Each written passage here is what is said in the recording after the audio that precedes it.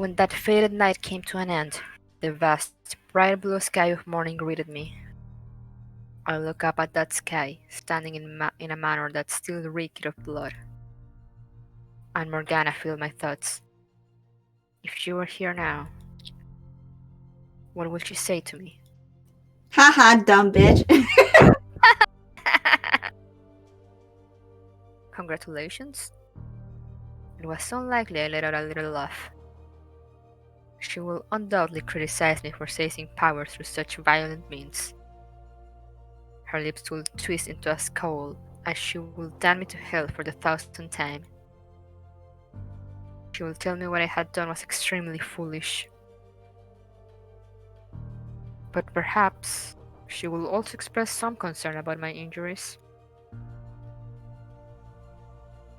That was all in my own imagination, though. She will never be at my side again. We will never look up at the same sky again. I will never hear her sing again.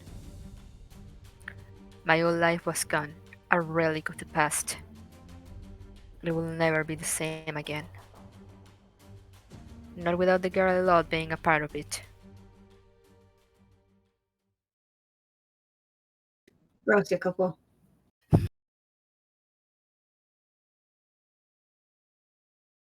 Ooh, Interlude? what's this? What's this?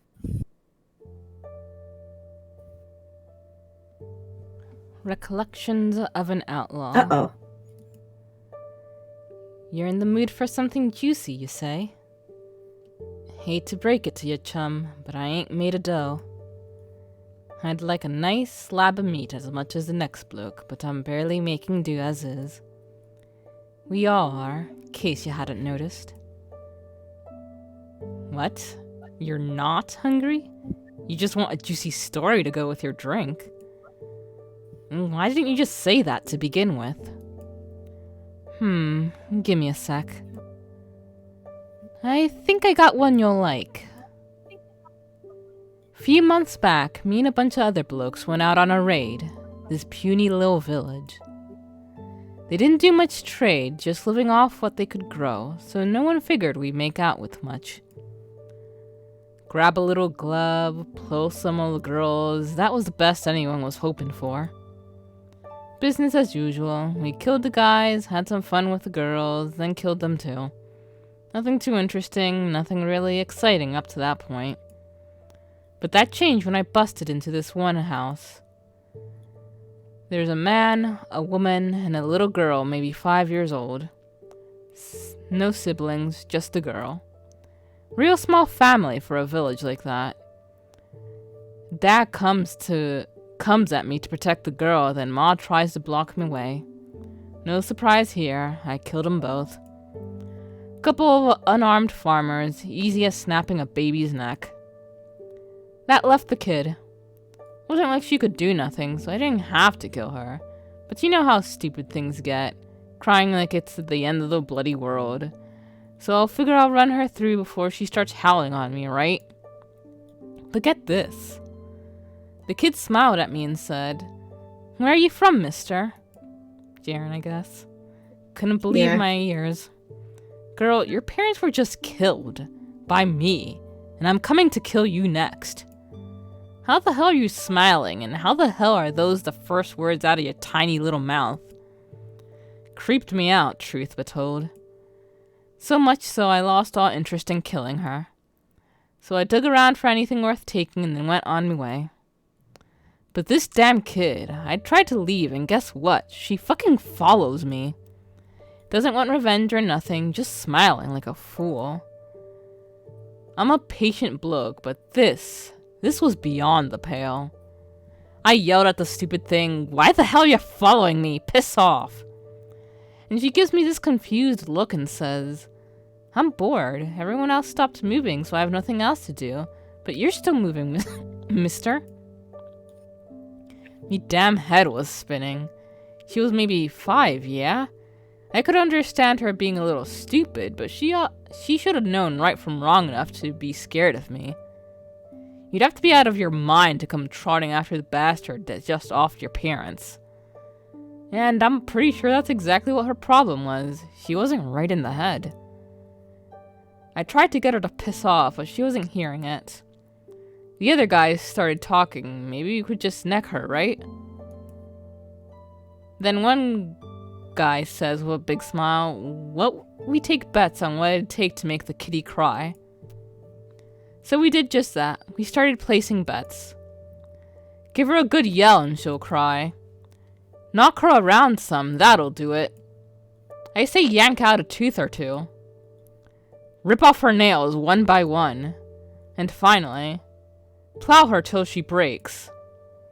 We went round and did everything we could think of our absolute worst. Not like we ever pretended to be good people, but it ain't every day that you see a bunch of grown men taking turns knocking the hell out of a 5-year-old girl. And hell, that by itself is a good drinking story if I ever heard one. But it keeps going. She never cried, no matter what we did. Not a once. She would groan and twist her face when we hit her, so she did feel pain. But even that was only for a second. After that, she'd be back to smiling like an idiot. Tell you the truth, she seriously creeped me the fuck out. I just wanted to end it there and forget all about her. But the rest of the guys, they took a liking to her, wanted to bring her back with us. I tried to talk him out of it, but one guy, he says, "What's the big deal? Ain't like we're adopting her. We'll have some fun, and when we get bored, she's gone." And it was pretty damn hard to argue against that. If I kept fighting it, it looked like I was trying to be the good guy or something. And so now we've got this kid in the crew. First month or so she's with us, everyone's treating her like their plaything. But after a little bit, that starts to change. They start being kind of nice to her. Giving her extra food, letting her join in on the conversations, that sort of thing. She still creeped me out, sure, the way she never stopped smiling. But she wasn't ugly or nothing. Could be kind of cute even. When she started talking with us more, I realized something. None of us knew that damn kid's name. So I asked her, and get this. She says, "I'm me." Dead fucking serious. Now, like I've been saying, the girl's always never made much sense. But this was on another level. So I press her. "No, what's your name?" But she just tilts her head and says the same thing. "I'm me." "So you're saying your name is me?" I ask, and she gives me this big fat grin and nods her head. Who the hell names your kid me? Her parents seemed like reasonable enough folks. They at least cared enough to try and protect her from me. They just run out of ideas trying to come up with a name for her or what? As I'm thinking to myself, I see there's something sewn into the bottom of her shirt. Looked like writing, but I can't read for shite, so I call over the only educated guy in the crew and have him look at it. Turns out it was a name. Ceren. "Your name ain't me, it's Ceren," I say. And she lights up like a fucking village we just got through with. "Really? My name's Ceren? I never knew." I let out the biggest sigh of my life and say to her, "You're the dumbest broad I've ever known." About another month after we picked the girl up, we have a bit of trouble. There's this chubby bloke by the name of Marcus, and he starts getting this thing for her, yeah? I ain't one to get on a guy about what he gets his rocks off to, but a 5-year-old girl? That just ain't right. Marcus was I'm sorry. Wasn't this man the fucker who just said one of his crewmates was like, have sex with the child until she breaks? Yep. Marcos was kind of slow in the head, always at the back of the pack, and mostly useless when we went on our jobs. Only reason we kept him round was because he made a good pack mule. He was as annoying as all hell besides, always saluting and saying aye aye like he thought we were a bunch of pirates or something. And he called everyone boss, because apparently that was the only form of respect he knew. Day after day, aye aye, boss, and I'm on it, boss, and let me massage your back, boss, was enough to drive a man mad. And because he was the first one to talk to her, Ceren started imitating him. So now we got 2 buffoons running around talking like that. Obnoxious as it was, though, end of the day, that's all it was. But that changed when Marcus started getting real fond of the girl. Every little thing we did, he'd go around telling us to be nicer to her, yeah? But far as we saw it, compared to when we first took her in, we were treating her pretty damn well. Of course, that's all relative. A proper slave probably still got less help from their master than we gave the girl. But remember, we only brought her along so we could have fun.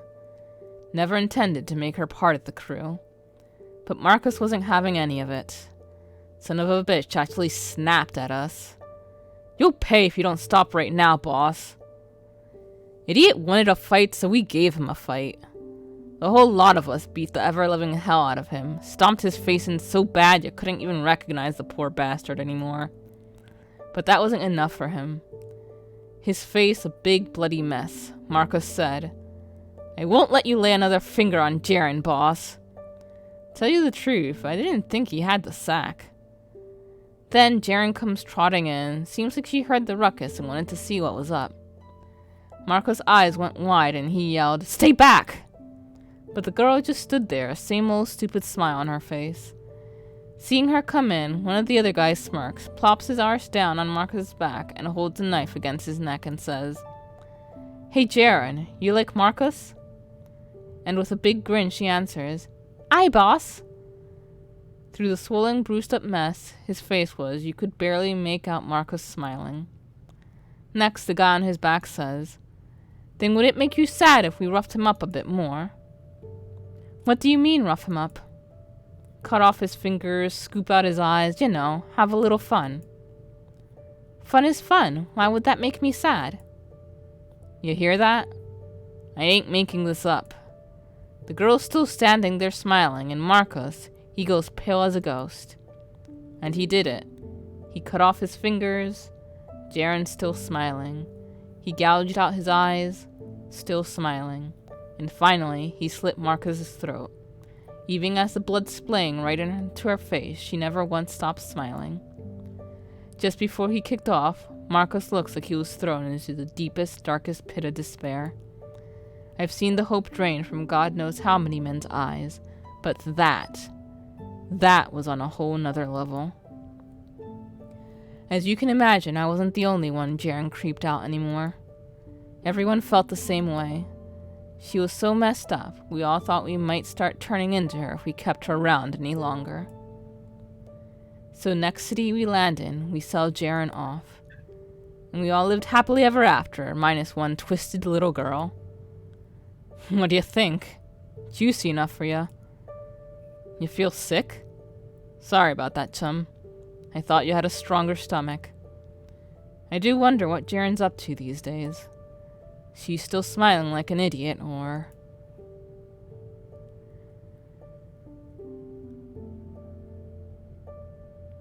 You read this one, man. Oof! Okay, let me get a drink really quick. Yeah, oof indeed.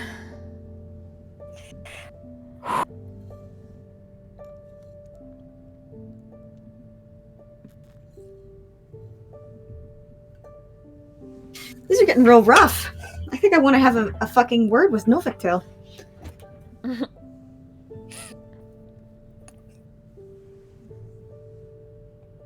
As if Fata Morgana wasn't already rough. Recollections of a vassal's wife. Good day to you too, sir. Thank you so much for all your hard work. Yes, that's correct. This is where our slaves were when they were stolen, as I described it when I reported it. What? The number of stolen slaves I gave you doesn't match the number you heard from other sources? Ah. No, I had no intention of deceiving you. I simply assumed it wouldn't be a problem because I wasn't claiming we lost more than we did. Yes, I understand. I beg your pardon. I should have reported the number correctly. I will do so in the future, so please, if you would look the other way just this once. Why did I report fewer slaves were stolen? I imagine you would find that curious, yes. Why would anyone want less of their lost manpower returned to them, indeed? It's quite simple.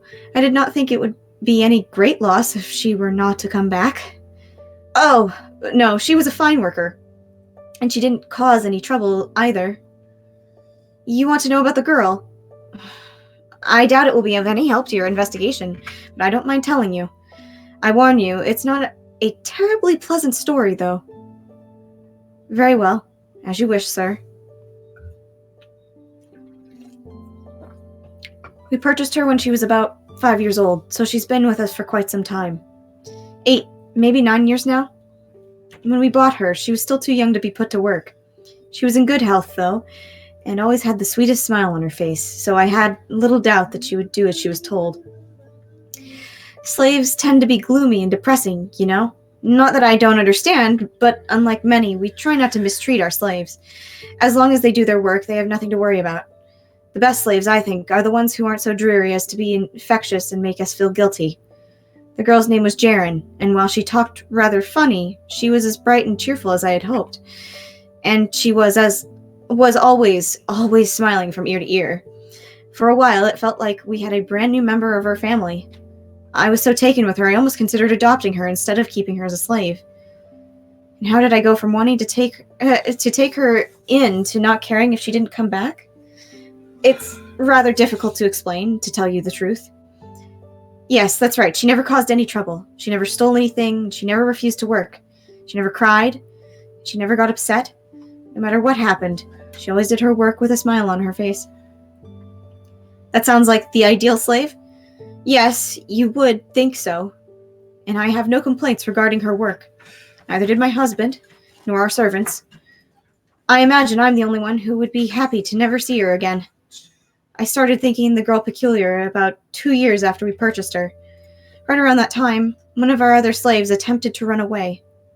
Yes, that's right. As I said, we've never once mistreated our slaves. Other slave owners could learn a thing or two from us, I say. We tell all our slaves that when we buy them that they will be set free as soon as they've worked enough to pay back what we've paid for them. So we had only 10 years. Oh, so he only had 10 years, and he would have been free. But he chose to spit in the face of our generosity, and... Oh, my apologies. I've gotten off track, haven't I? The slave who was captured soon after, but trying to flee is one of the greatest transgressions a slave can commit against his master. As such, it was, as I'm sure you understand, necessary to punish him. But I assure you, we never mistreat... Yes, I'm sorry. I'll continue. So, as I said, he had to be punished. My husband took a length of rope and used it as a whip, I think it's called. He had all the slaves watch as he lashed the one that had tried to run. It was for their own sake. The other slaves needed to see what would happen if they attempted to flee. Lashing continued for a full day. All the slaves present reacted differently. Some averted their eyes, some cried, some looked on trembling, but it was clear they were afraid, which meant the punishment had served its purpose. For everyone except Ceren, that is. Yes, that's correct. She simply smiled. At first, I thought my eyes were playing tricks on me, but every time I looked over at her, I saw the same thing. As the slave being lashed screamed out in pain, Ceren didn't even flinch. She just stood there, smiling. Just looking at her gave me chills. My husband thought it curious as well, but he wasn't nearly as put off as me. She was 7 at the time and a hard worker, and he said there was no issue as long as she didn't cause any trouble. That completely misses the point, you know? She gave me the creeps. I wasn't comfortable with her around. But of course, my husband has the final say. I couldn't defy him. So I did my best to forget that day. I couldn't get the girl out of my mind, though, no matter how hard I tried. My gaze was drawn to Ceren, and I noticed quite a bit as I observed her more carefully. Say one of the slaves hurts himself while working.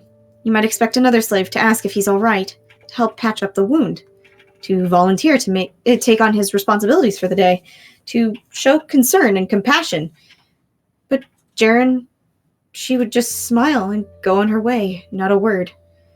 She was hardly perfect either, as anyone, though, and she would make mistakes occasionally. Everyone slips up, and we try not to make a huge fuss about it, because we sincerely value our slaves and the work they... My apologies. In any case, we can't simply brush such mistakes off, so we make sure to admonish them whenever something happens to ensure things run smoothly. But even as I scold her, Jaren's still smiling.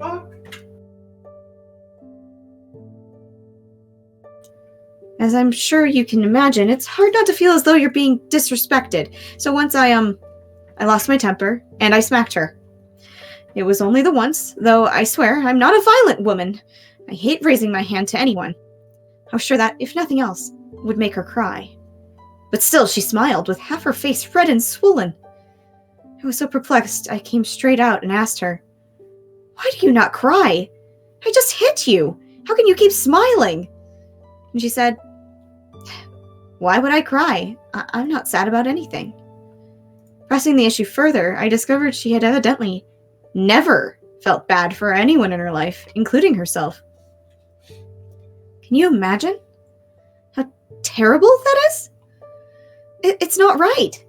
So I decided I needed to teach her how she was supposed to act. I taught her that when she saw someone get hurt, she needed to show sympathy. That when she was being reprimanded, she needed to show remorse and desire to improve. Jaren listened carefully to every word I said, and before long, she started putting my teachings into practice. At first, I was relieved. Jaren was finally a regular girl. She showed concern, compassion, regret. But it was all an act. She acted sad when someone got hurt, and then she turned around and was smiling again. Now, it never lasted more than a few moments. Emotions were were but a flash there and then gone before you realized it wasn't normal, wasn't human. She didn't genuinely feel sympathy. Beyond the surface, she was no different than the girl who smiled as a fellow slave was being whipped before her eyes. Jaren had learned nothing. Unable to bear it anymore, I went to my husband again. I told him she wasn't normal. There was something wrong with her. I implored him to do something, but my pleas fell on deaf ears. She was a good worker, he said. He couldn't ask for a better slave, he said. Oh, but he couldn't have been more wrong. He wasn't the one who had to look after her. He had no idea what she was like, how unsettling it merely was being in her presence, how deeply upsetting it was. My apologies, I'm fine now. As you can imagine, I'm not particularly fond of Jaren, so it was a weight off my shoulders when I heard she was one of the stolen slaves. Why are you giving me that look? You think I'm the one who has the problem? You think there's nothing wrong with her, just like my husband? One look at her smile and you'd know I'm telling the truth, that she's not simply a little eccentric, that there's more to it than that. I can't take it anymore. Is there no one who will understand me? Ooh. Should I read this one? Yeah.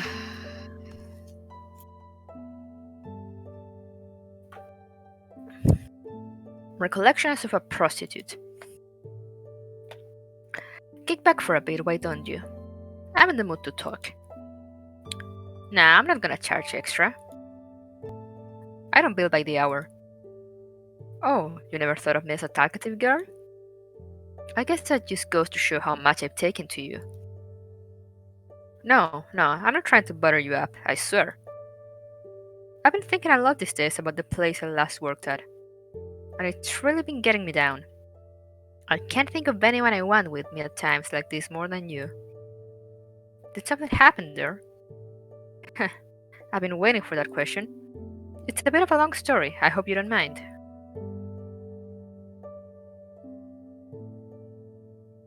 There's a city about 10 days by carriage from here. You know the one, right at Lord Barnier's doorstep? The place I used to work was there, and every so often, the Lord will summon a few of the prettiest girls to come to his manor.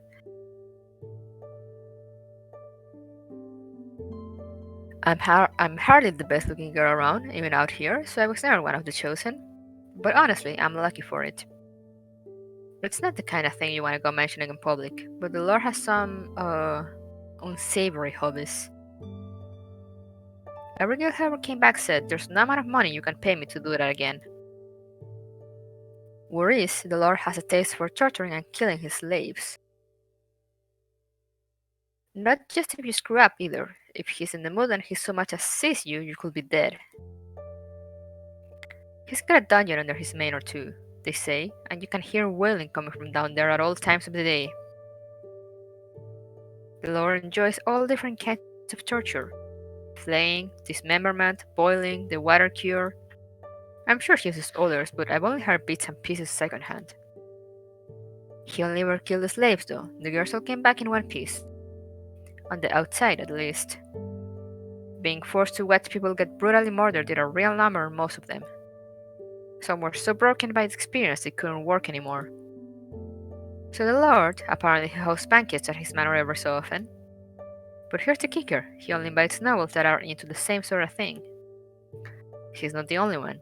We're being governed by God knows how many twisted freaks. I don't even want to think about it. Anyway, something like 2 years ago, I think it was, a couple of girls come back looking a good 20 years older, and they told us about one of these banquets. Most of the time, it's just him and his noble friends torturing slaves, but this one was different. There was a girl, maybe 10 years old, chained up naked on this makeshift altar. But here's where it gets crazy. The girl, who they called a saint, was covered in scars, head to toe. They cut her up and filled their cups with her fresh blood. But she didn't cry. She didn't even flinch. She just sat there quietly. And when she did speak, it was to condemn them as blasphemers and sinners. Can you imagine? Chained up like that, and she's scolding her captors, telling them God will punish them for their actions. I wouldn't have the guts. Maybe she was raised at a church or something, but I'm guessing that's got something to do with why they called her a saint. Oh yeah, the slave revolt was right around that time too. You hear about that? Just rumors? Well, they're not just rumors, it really happened. Because of the revolt, the girls who'd been there made it out in mostly decent shape. And for a while afterwards, the Lord didn't send for anyone. I'm guessing he was too preoccupied patching up the holes in his manor and finances to spend much time fooling around. Sorry I'm changing topics for a sec, but about that same time, this dark-skinned girl, the kind you don't see too often around these parts, started working here.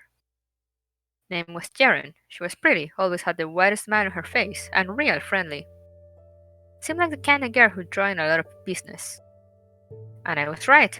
Within a couple of weeks, she had already picked up a few regulars, and our manager was going on about how happy he was with his purchase. About a month in, though, we started getting complaints from one of her customers. He said she was being condescending with him. I brought it up with Jaren, but she said she had no idea what he was talking about. So I assumed the customer was just imagining it, or full of it. You got guys like that all the time in this business. No, don't worry, you're not one of them. But the complaints kept coming in, which made me think maybe there was something going on. So I decided to talk things out with the guys making the complaints this time, get a better picture of what the problem was. Most of them were pretty useless and vague, but the common issue seemed to be that her behavior didn't make sense. One guy came in after bungling a huge trade deal, hoping to find some comfort, and he spilled his guts to Jaren. But instead of trying to console him, she laughed. You can see why he wouldn't be thrilled about that. When I asked Jaren about it, she gave me a confused look and said, I thought he was telling a funny joke. There was no malice, nothing. She generally didn't understand how the customers wanted her to act. Can't run a business like this without a solid customer base, so making sure everyone lives happy is crucial to operation. Which is probably not something I should be talking about with a customer, but, well, you're special, so cut me some slack. Anyway, something had to be done about Jaren. We couldn't risk more dissatisfied customers. So I figured the best thing to do was give her some training. Here's how you should react if a client brings up such and such, and here's what you should say if they're looking depressed or upset or whatever. How and when to be reactive, and how and when to be proactive. Jaren was a quick study, so it wasn't long before she was putting my lessons to work. I would have been happy with just reducing the number of complaints to a more normal level, but Jaren improved so dramatically we heard nothing but praise from then on. Say a patron was looking a little blue, she'd give them a big pouty face and say, What's the matter? You can tell me anything.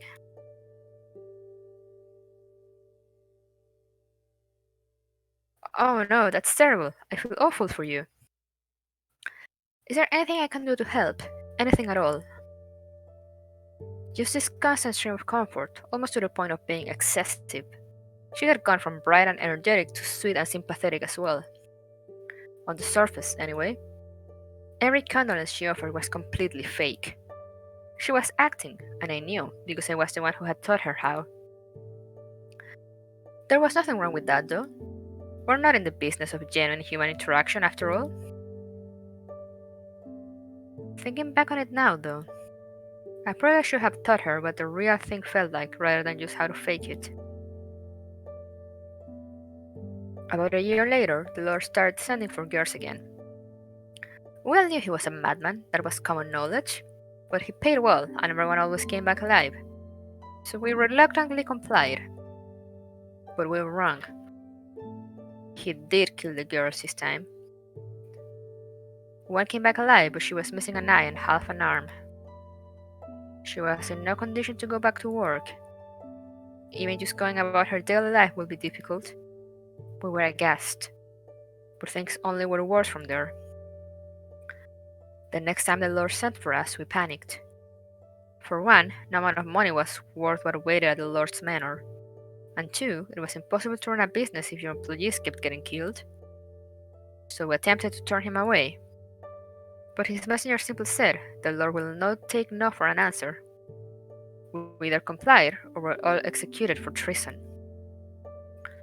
What little hope we had left crumbled. We were screwed either way. So we fought among ourselves like a pack of wild animals. "I'm too ugly, you go. I have more regulars, you go." You anyway. Pure chaos. I was, of course, part of the brawl. And here's where she comes in. Ceren. Everyone's in a big mob, clawing each other's faces off, and she just tilts her head and asks, "Why are you so afraid of the Lord?" Seeing that stupid, clueless look on her face, just about everyone in the room burst a vessel. "Alright, we'll send her," we said, and it was decided. Ceren smiled, not bothering the slightest, gave us a cheery "see you later," and went off to the Lord's manor. To no one's surprise, she never came back.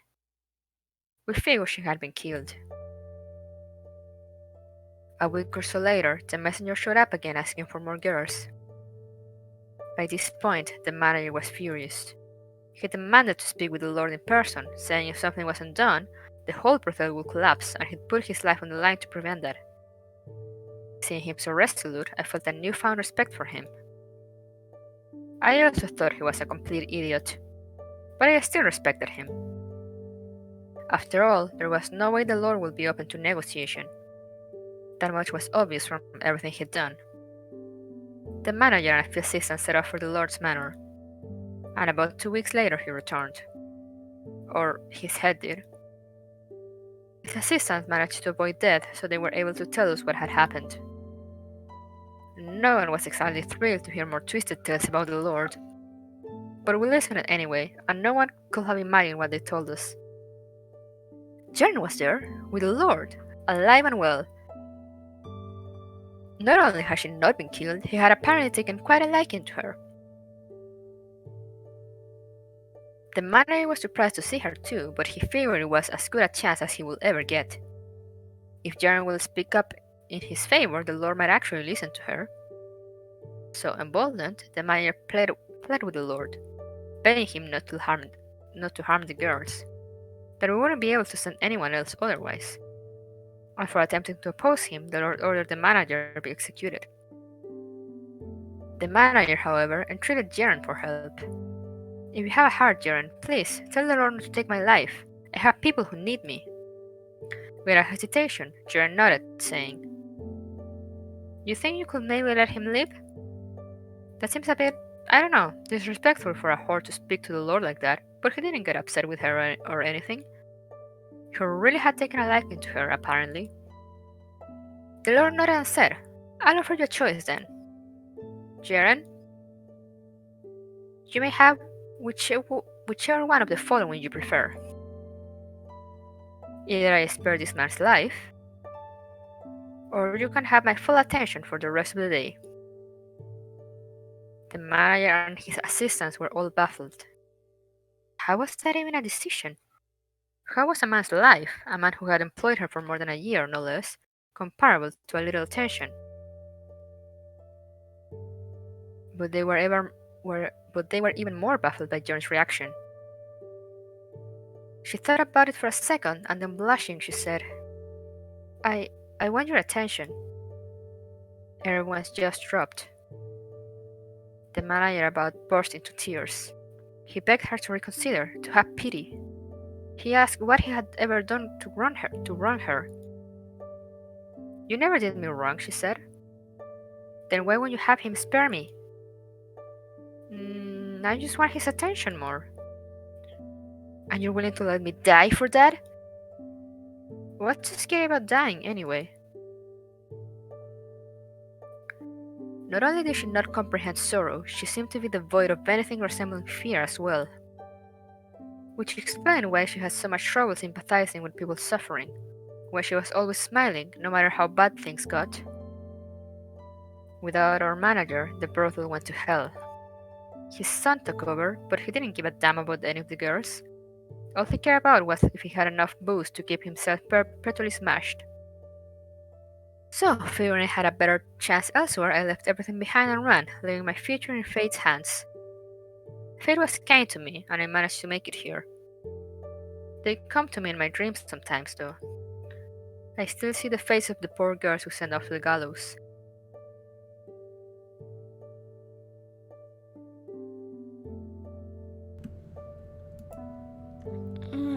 What? Where am I again? Awake again, are you, whore? Ah!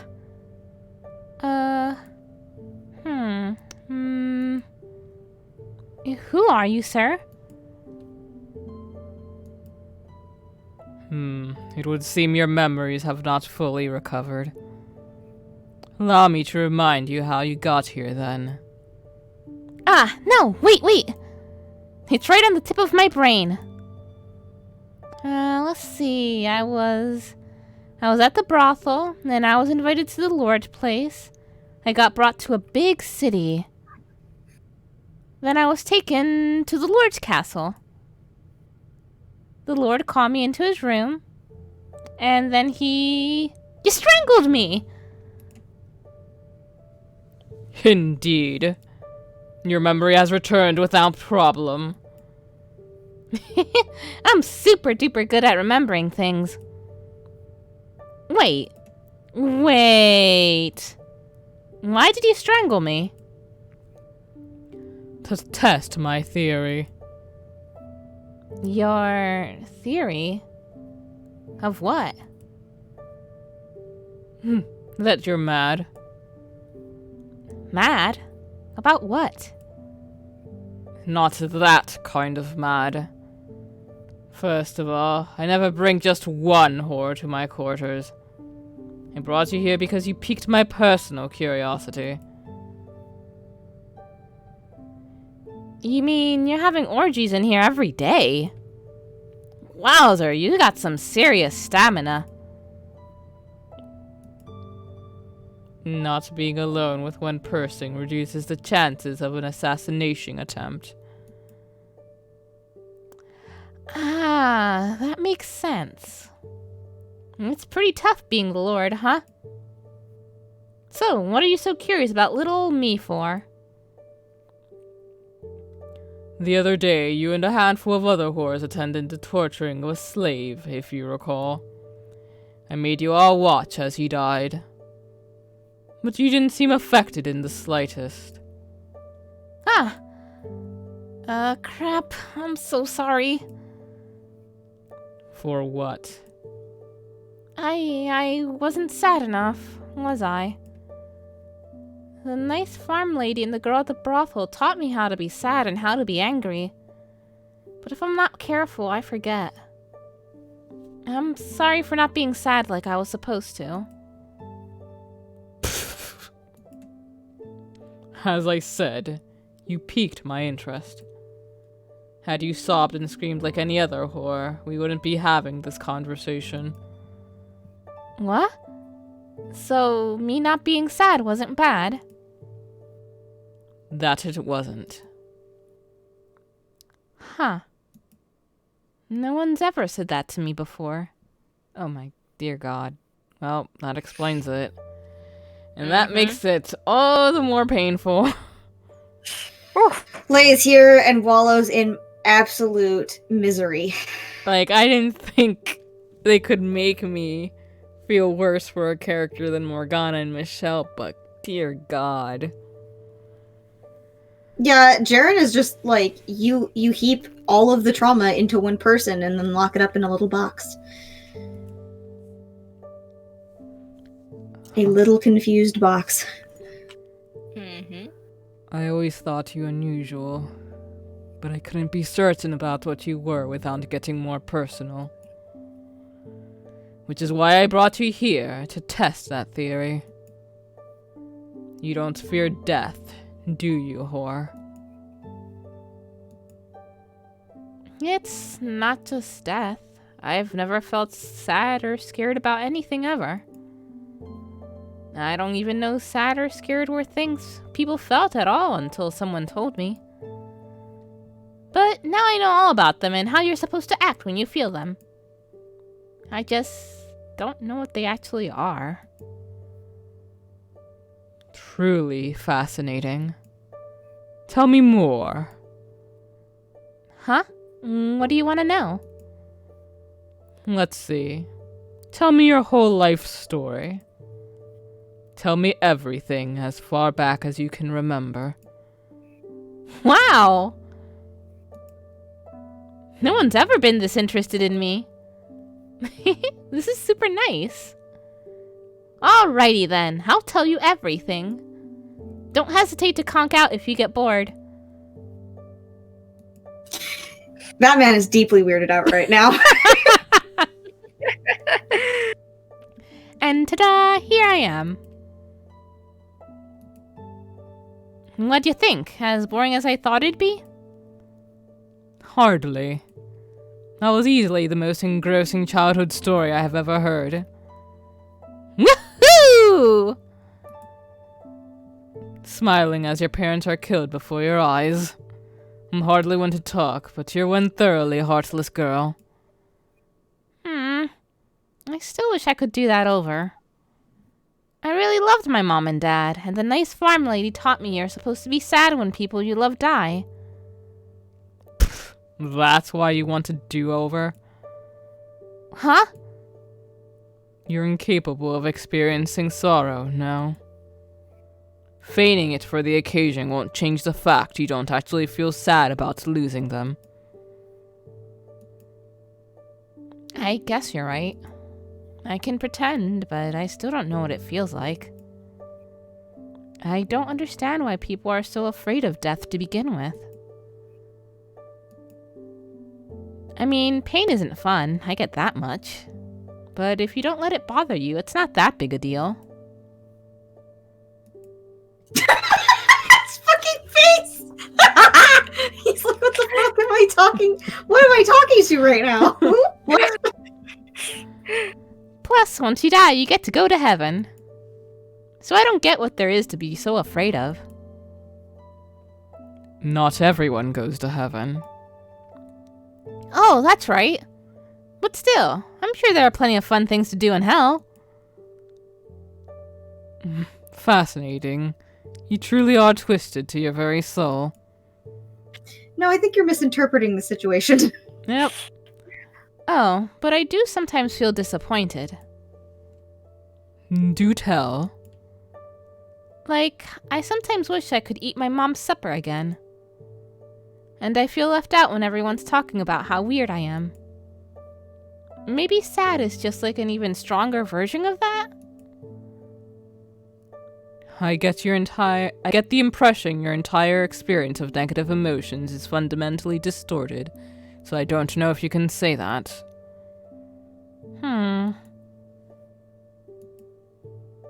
Ceren. Aye? Would you like to remain with me? That spread's creeping me out. What? Normally, I send whores There's back. Yes? I thought you were saying like IRL and not as Ceren, so my brain was like, oh yeah, you see the creepy sprite? Oh. Like, Yeah. I thought you did get it on your screen. Normally, I send whores back to where they came from when I'm done with them. but I'm offering you the chance to stay here with me. Are you asking for my hand in marriage? Ah, what do I do? What do I do? I went from whore to the Lord's wife in 3 seconds flat. Fool! I would never even take a mere prostitute as a concubine. Drat.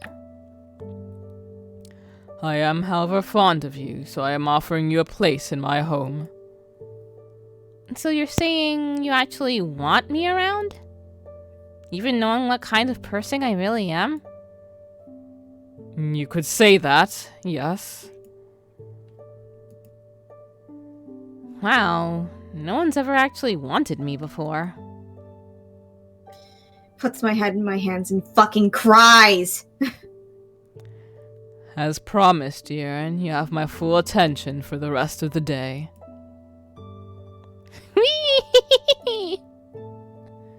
Honestly, it shouldn't surprise me anymore how twisted you are. It's twisted so far, in fact. You're the most sincere and honest person in the land. To a fault. You hardly even gave that man's life a second thought. The look on his face as he died was magnificent. You're a cruel girl. I didn't do anything wrong, no matter what you say. I didn't steal anything. I didn't kill anyone. I try to stay out of everyone's way as much as possible. So you actually have some concept of right and wrong. Which means you understand that I am a wicked man. I was taught the difference, yes. Fascinating. However, simply knowing the difference is of no use. If you don't feel the repulsion it's supposed to elicit. Knowing full well that I was acting maliciously, still you selfishly chose my affection, sentencing that man to death. That's not what No, I guess you're right. I guess I did let him die for my own selfish desires. Looks like I've still got a lot to learn. Head and hands. No, you stay exactly the way you are. As I've said before, you don't need to put up a facade around me. Don't act sad if you're not sad. Don't act angry if you're not angry. Don't feign pity for someone you don't care about. Be you. But everyone says Your natural self neither disgusts nor disturbs me. In fact, I greatly prefer you that way. No matter how many slaves I kill and torture for my own entertainment, you never leave my side. You happily accept me, no matter what I do. I would rather not lose that. Don't stand so far away. Moon, sit down beside me. Aye. I have allowed you to stay here for a month now, and in that time you've been a constant source of entertainment. And you've expressed no desire to leave either, despite being well aware what kind of man I am. The same goes for you, Bannier. You want me to stay even though I'm such a weirdo. The difference between you and I, though, is that I kill and you do not. You know, I've been wondering. What? Why do you like killing so much? It would seem your perception of me is slightly inaccurate. It is not the act of killing I enjoy, but the look of dread and despair on a man's face as his life is ripped away. There's a difference? In your mind, perhaps not. I'd kind of like to know what it's like in your mind, then. I told you my story. Maybe you could tell me more about you, Bannier. Not, that I blame you if you don't want to tell a prostitute like me. You're not a prostitute anymore. I'm not? Then, what am I? You're my property. Oh, that sounds super nice. So, to answer your question, I was not always the man I am today. I had several brothers, though I was the eldest. As such, I was first in the line of succession. There should have been no question as to who was the rightful heir to the house. But my father, the previous lord, wanted my brothers to succeed him instead. Without any reason to pass over me, though he would have had faced significant opposition and put the family's reputation and legitimacy at risk. I was neither infirm nor mentally challenged, but rather extremely talented, which gave my father no leverage to deny me the throne. The one thing I lacked was sycophantry. Seeing people try to butter each other up made me physically sick. It seemed to me the last kind of behavior royalty should be engaging in. I believe that merely possessing leadership abilities should be sufficient for ruling effectively. But in this world, only those who can win others' favor make it anywhere. Only those who can make themselves look good and their peers look fools. Those who can claim others' achievements as their own, who can appear to have more power than they actually do. My father and brothers forsook me, making an attempt on my life. Because they could not legitimately remove me as the rightful heir, they could only kill me if they wanted their way. I was fortunate enough to survive the attempt, but I still carry the scar today. You mean the big one on your back? That's right. You're surprisingly observant. I was in danger of not just losing the lordship, but my life. I was left with 3 choices: to let them kill me, to flee and live in poverty, or to kill them first. I was born to rule, though, so in reality I only ever had one choice. I murdered my father and all my brothers, leaving me as the only one in the line of succession. But becoming the lord did not immediately win me everyone's favor. Distant relatives crawled out of the woodwork to claim my throne as rightfully theirs. The people demanded I satisfy their every whim and fancy. And even my attendants tried to push their own agenda. The whole affair quickly grew tiring. Dozens were clamoring for a say in matters I could easily handle myself. So I silenced them. Before long, the prodding voices had become corpses. And it was somewhere around that time I found myself intrigued by fear. Fear is a wonderful thing, an incredibly effective silencer that spreads like a plague. Sufficient application would preemptively stop everyone from interfering. Fear strips man of all his will.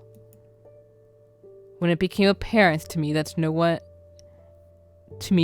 one did not have to be a great leader to rule effectively, all the time I had spent in my younger days working to improve myself felt like an incredible waste.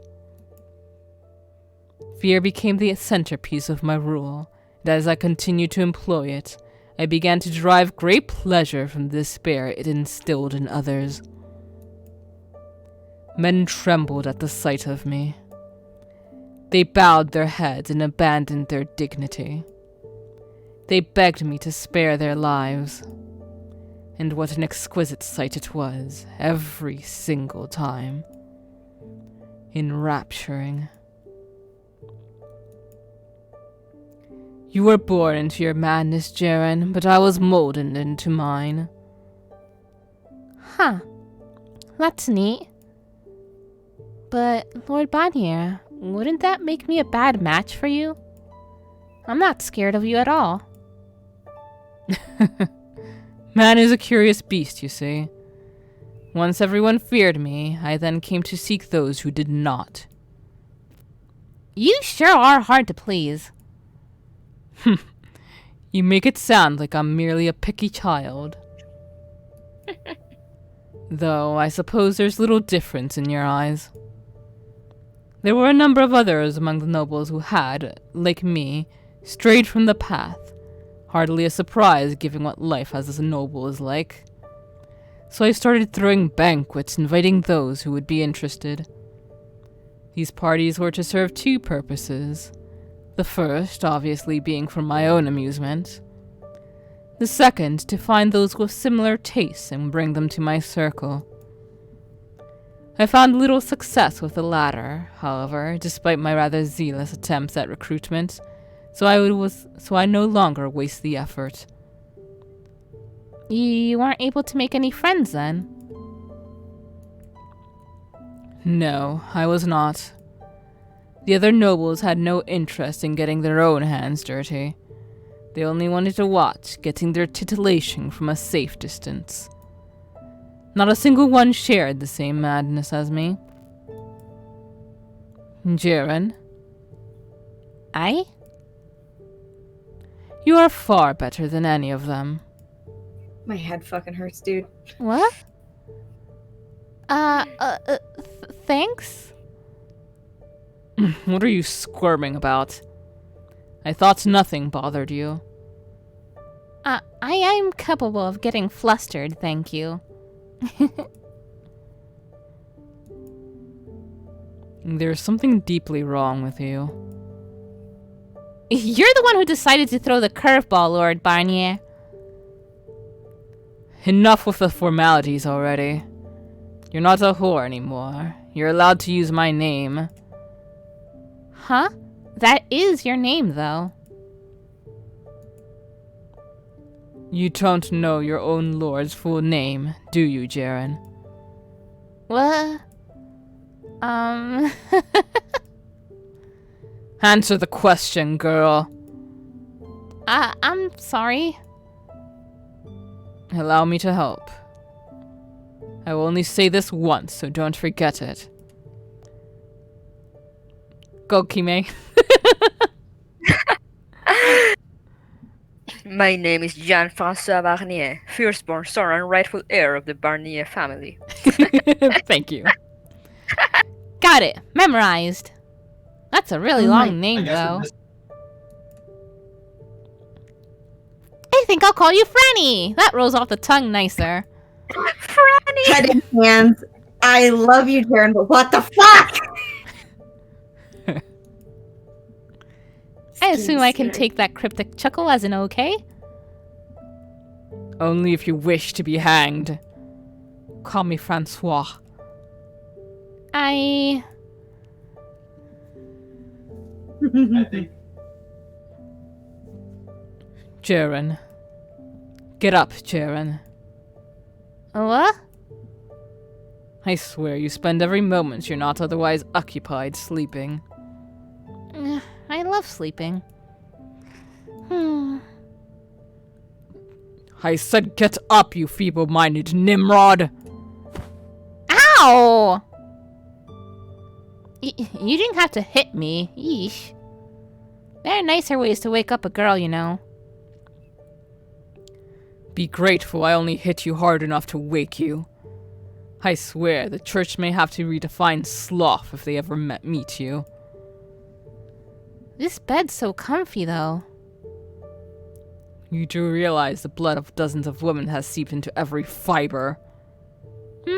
Comfy's still comfy, though. That wouldn't bother you, would it? So what's up, Francois? You need me for something? Yes, I have a favor to ask of you.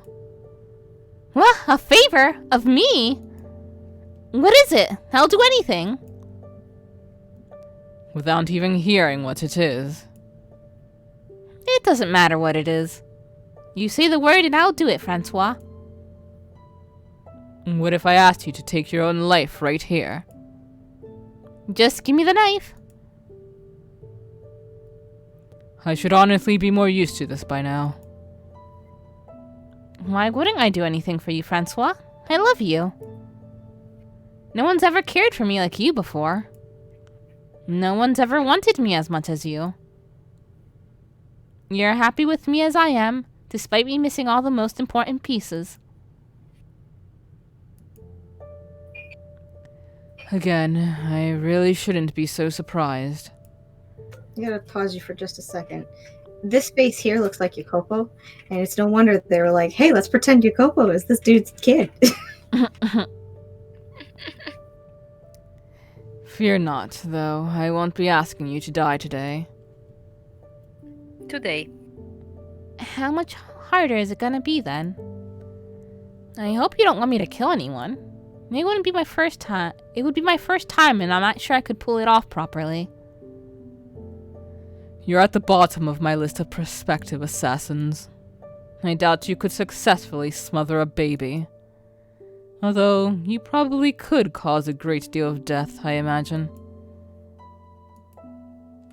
I would like to make you into a mole.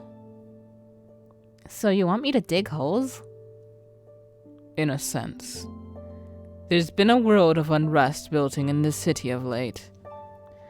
Money and resources gathered below the table. Murmurings of resistance being organized. So a bunch of baddies.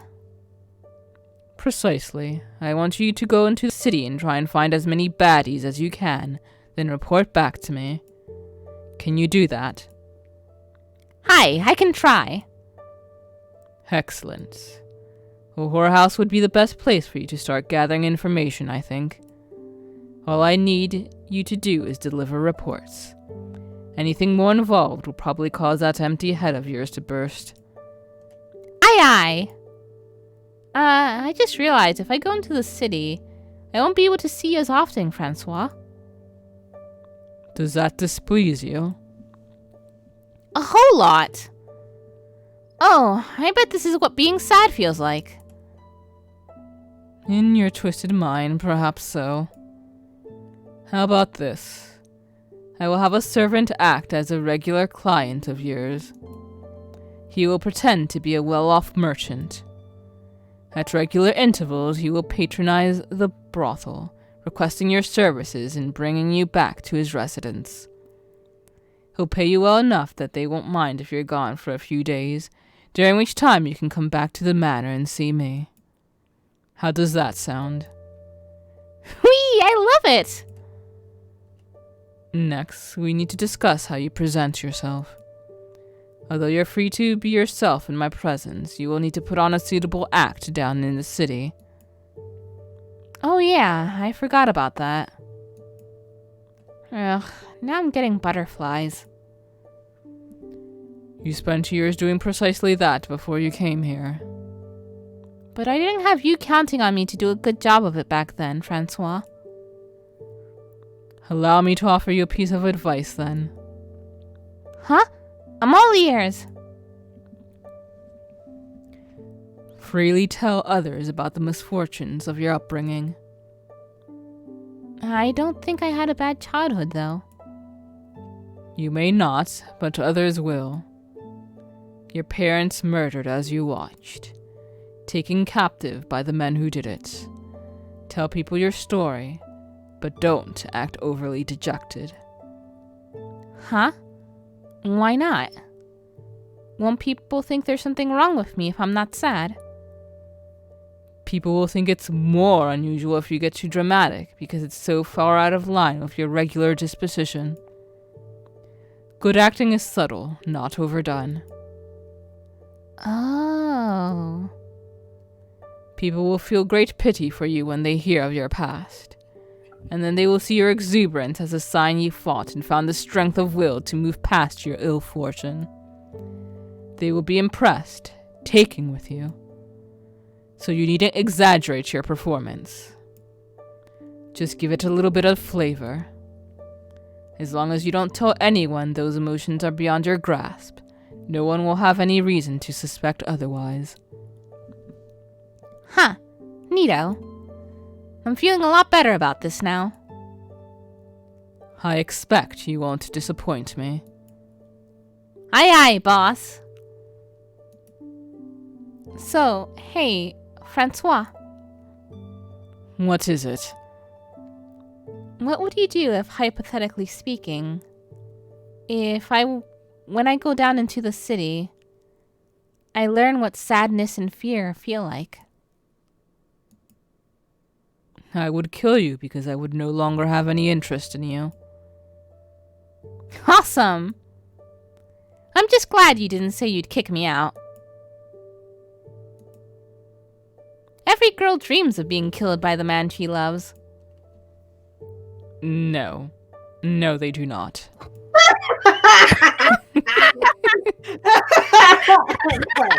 This is so fucked up. You want me to kill you? If it comes down to it, I guess.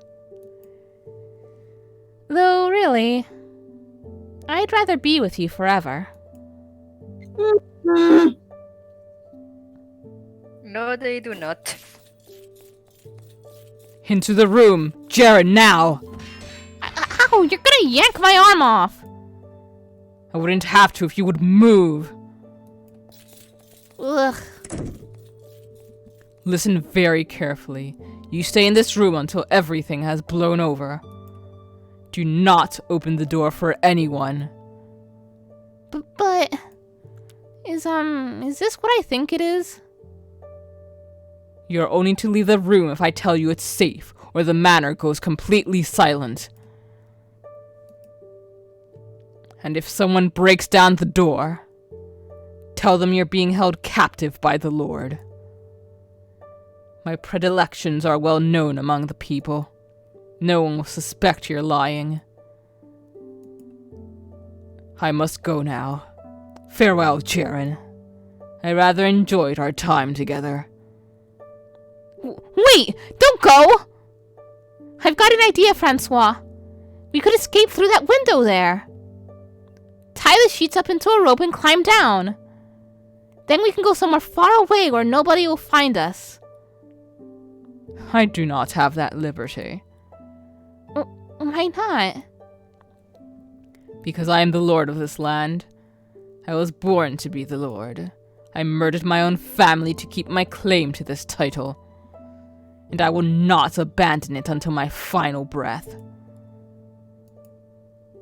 I was a fool and a tyrant, neither a great leader nor a great man, but I still bear the responsibility of my role. Fleeing is not an option. I never thought you were a tyrant. The rest of my lordship would disagree with you. I used fear as a weapon of control, murdering slaves for fun, and prioritizing my own desires over the needs and lives of my people. Do you have a better word for what I am?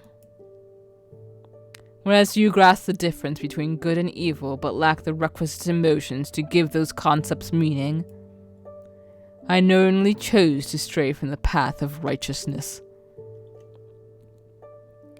Didn't you say you could run things just fine with fear? That it was very effective? Indeed, you can run things exceedingly well with fear. Though I never said you could do it so forever. I first saw signs that people were turning against me 3 years ago.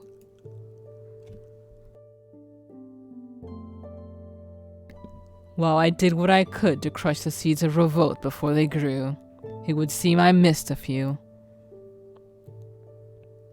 If you knew this was coming, couldn't you have stopped it?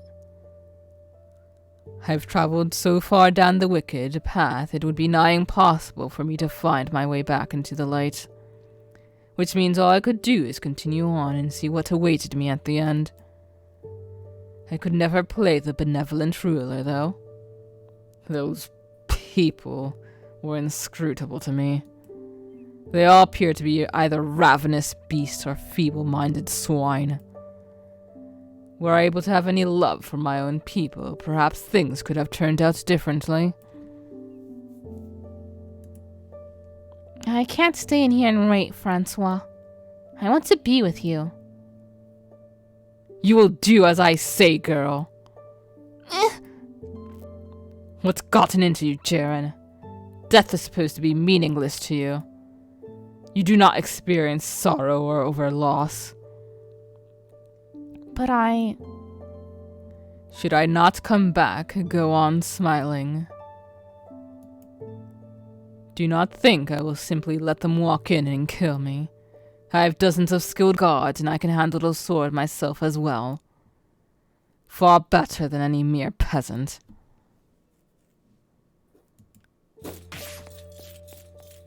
They're getting closer. Now remember, you are not to leave this room, understood? You are my property, and property does not defy the will of its master. And what if I do come out? Ceren, you will not be of any help to me out there. And should you obstruct me in any way, I will not hesitate to kill you. You do not have a choice. Is that clear?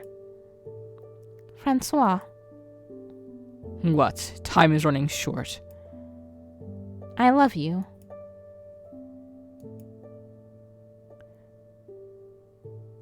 I will always place myself, the Lord Jean-Francois Bonnier, above anything else in the world. And you second. Wait. Second? That's kinda super crazy, wow, isn't it? Whoa. I'm shaking a bit here. I've never felt this way before. Is this what being scared feels like? Huh. This is a lot worse than I imagined. It hurts real bad. Like someone sitting on my chest. I can hardly even breathe right. But it's kind of really wonderful. No, I can't do this. I can't be away from him.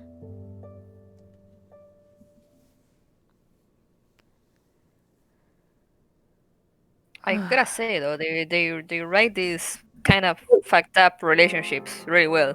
Yeah, what the fuck? Yeah, they do.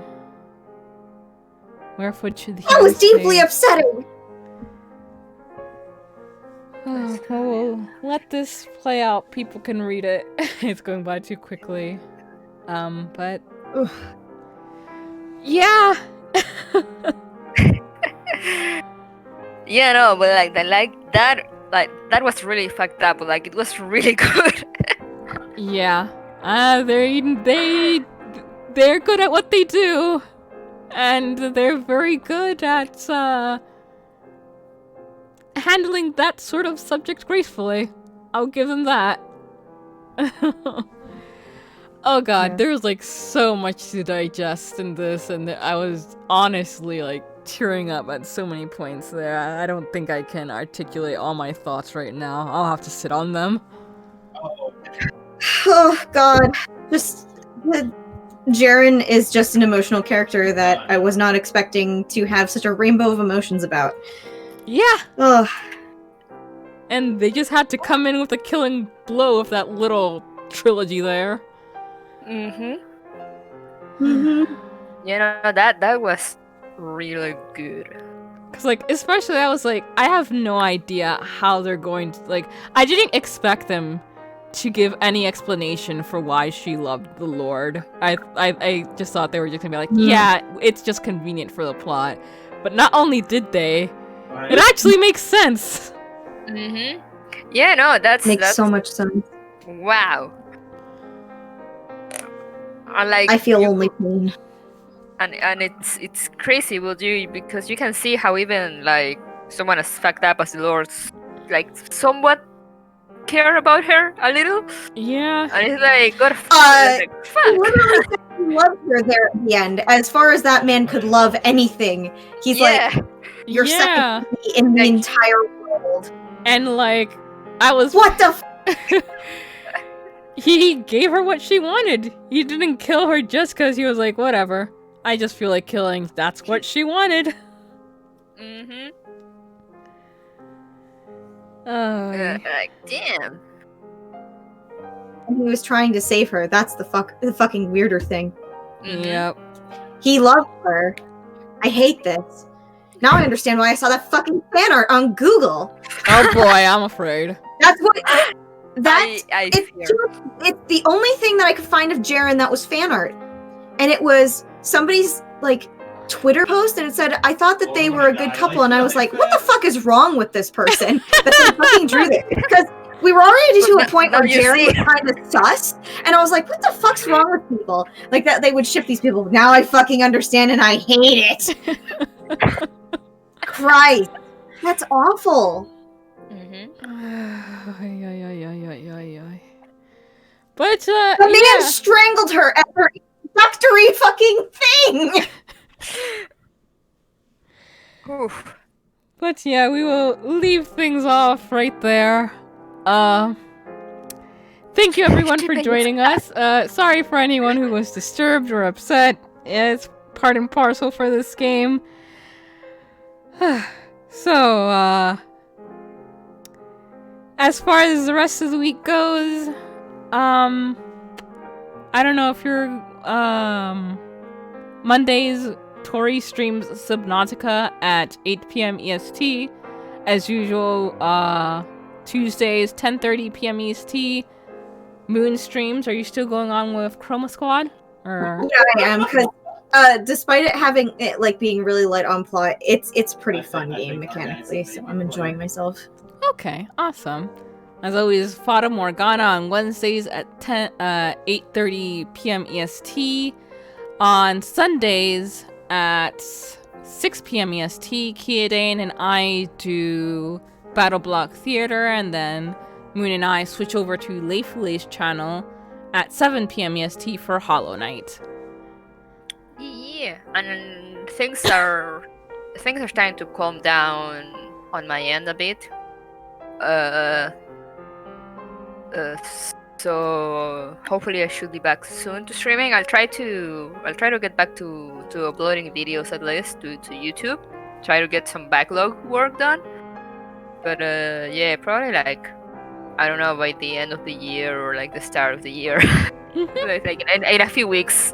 I just want to get like all the paperwork sorted out, like all the like I said, everything's come down a bit. Like I was like really stressed and like stuff. Understandably so. But yeah, like I'm calmer now, but I still have to deal with like a bunch of paperwork. So I'm just gonna get that out of the way. Probably get started like my new place. Try to get used to like the new schedule, and then after that I'll be back. I'll be back. You'll be back. I'll be back. Scary teammate hours. Oh yeah. Alrighty, well, hope you folks all have a good night or a day. Yeah, bye bye everyone. Bye.